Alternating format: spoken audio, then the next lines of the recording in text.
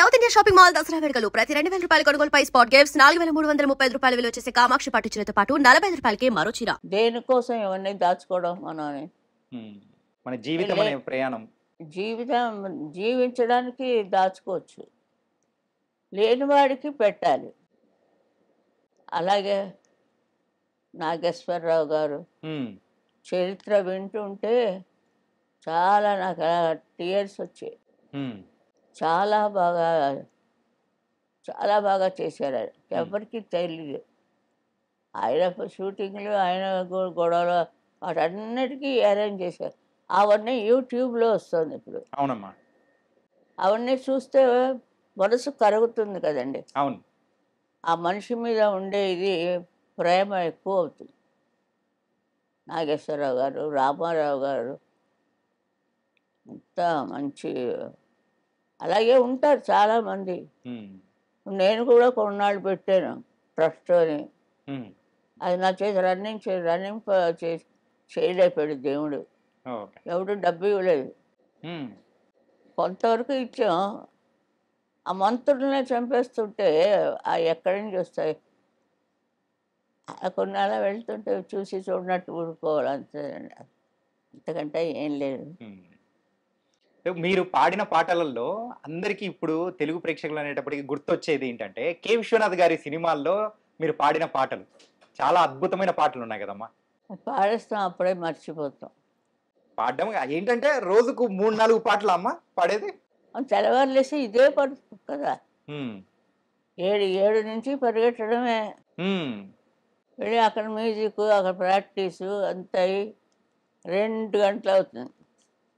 ఇంటికి కూడు కోసి కూడి తింటాడు, మళ్ళీ పరిగెడతాం. మళ్ళీ రాత్రి 9కి ఆపుతారు. 9 నుంచి ఇంకో కాల్ షీట్. మంచి వయసులో ఉంటాం కదా, ఎగురుతూ ఆడుతూ పాడుతూ అలా పాడేశాను కొన్ని. ఎన్ని వేల పాటలు అంటే అది కూడా నాకు తెలియదు. వీళ్ళందరూ ఫ్యాన్స్ అని వచ్చి వాళ్ళు లెక్క పెడుతున్నారు. ఇప్పుడు కొత్తగా లెక్క పెట్టారు, గిన్నీస్ వరల్డ్ అన్నారు, రచనాలు ఏమో అన్నీ చెప్పిస్తారు వాళ్ళే. మరి రికార్డులలోకి వచ్చినది ఇన్ని వేల పాటలు అయితే ఇంకా కొన్ని పాటలు పాడినా కానీ బయటికి రానిట్టు కూడా కొన్ని ఉంటాయి కదా, అలా వందలు ఉంటాయేమో. ఏమంటే వయసు లేదు కదండి, చిన్న వయసులోనే అన్నీ స్టార్ట్ చేశాను. ఎవరైనా ఉన్నవాళ్ళు చేస్తున్నారు, ఒక అతను తీస్తున్నాడు, ఇంకా ఇప్పుడే స్టార్ట్ చేశారు. పాత పాటలన్నీ కూడా వేస్తున్నారు. పాత పాటలు రేడియోలో వేసినవి. రేడియోలో అంటే వీడియో ఉండదు, ఓన్లీ గాత్రమే. అది కదండి, అది పాడినప్పుడు కూడా మంచి పాట ఎవరు పాడారు అని అలా వస్తుంది.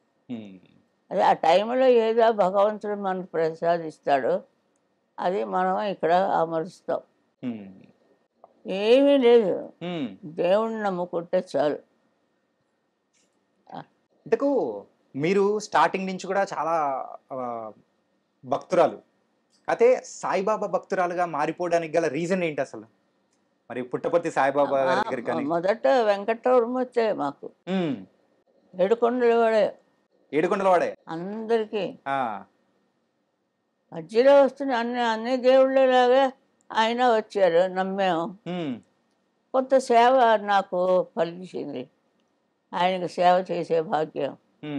ఆయన లలబీ సాంగ్స్ అని పాట కచేరి, ఇక నేను పాడేది అదే కదా. ఆదినారాయణరావు గారు అని అంజలీదేవి గారి హస్బెండ్, ఆయన చాలా బాగా చేస్తారు. ఆయన కూడా డివోటీ అక్కడ. ఆయన చేసిన పాటలన్నీ నేను పాడాను.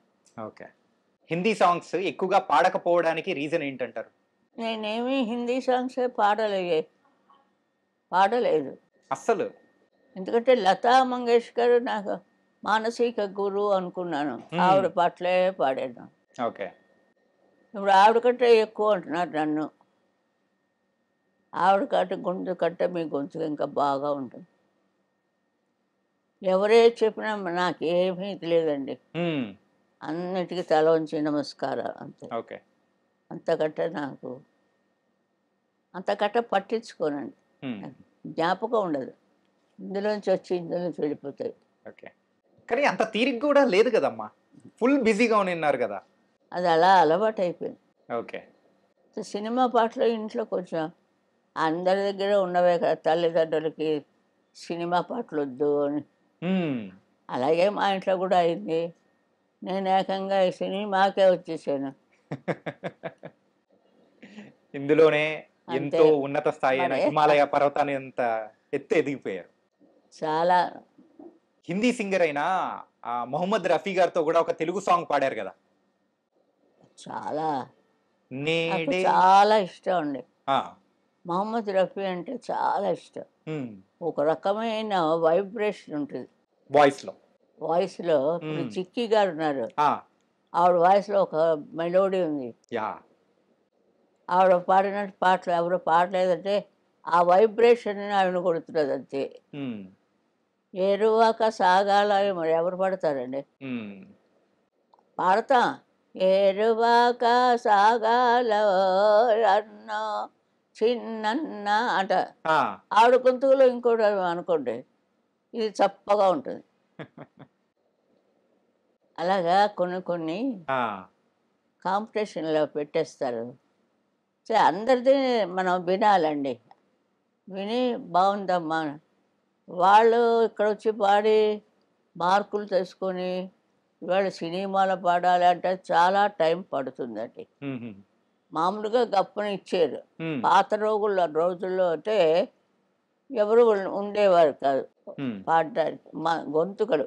ఉమ్, ఇది ఎక్కడ కని విని ఎరగని లాంటి గొంతుగా ఇక్కడి నుంచి తీసుకొచ్చాడు దేవుడు. అది ఏమిటో నాకే తెలియదండి, నిజంగానండి. ఆ, అలాంటిది ఇచ్చి భగవంతుడు ఒక మంచి గొంతుక ఇచ్చి ప్రజలందరూ ఆ పాటకి మయమరిచి ప్రస్తుతం లాలి లాలి అనుకోండి. వటపత్ర అది సాయి ఎలా అంటారు. వటపత్ర సాయి ఎంత పాపులర్ అయిపోయింది. ఇంగ్లీష్ వాళ్ళ దగ్గర దాకా ఉమ్, అమెరికా దాకా పాకింది. అక్కడికి టూర్లు వెళ్ళినప్పుడు కూడా ఎక్కువ పాడారు కదా, అమెరికా గానీ, ఆస్ట్రేలియా గానీ, లండన్ గానీ అటు వెళ్ళినప్పుడు ఆ, బాగా పాడేవాళ్ళు కదా, ఎక్కువ అంటే ప్రేక్షకులు పాడించుకునేవాళ్ళు ఈ సాంగ్స్ అవును అవును, బాగా మీ దగ్గర నుంచి కూడా. ఓకే. వస్తూ ఉంటాయి, ఆ, జారిపోతుంటాయి. ఆ బిస్కెట్లు పాలు అంతే. ఆ, ఖానా కూడా చేసేదాన్ని కాదు. బిస్కెట్లు పాలు తాగడం మళ్ళీ పాట పాడడానికి వెళ్ళిపోవడం. బా. అంటే నేర్చుకుంటూ ఉంటాం. ఉమ్, రిహార్సల్స్ ఎక్కువ ఉమ్, రిహార్సల్సే ఎక్కువ, రికార్డింగ్స్ తక్కువ. ఆ, ఈ టైం అంతా రిహార్సల్స్. ఉమ్, రాత్రి సాయంత్రం 7 నుంచి రికార్డింగ్లు. ఉమ్, అలా ఏవో ఉండేవి వాళ్ళకి మనకి. నాకు అంతగా జ్ఞాపకం లేదు. యా. ఆ పల్లెటూరు కదా విజయనగరం అంటే అప్పుడు.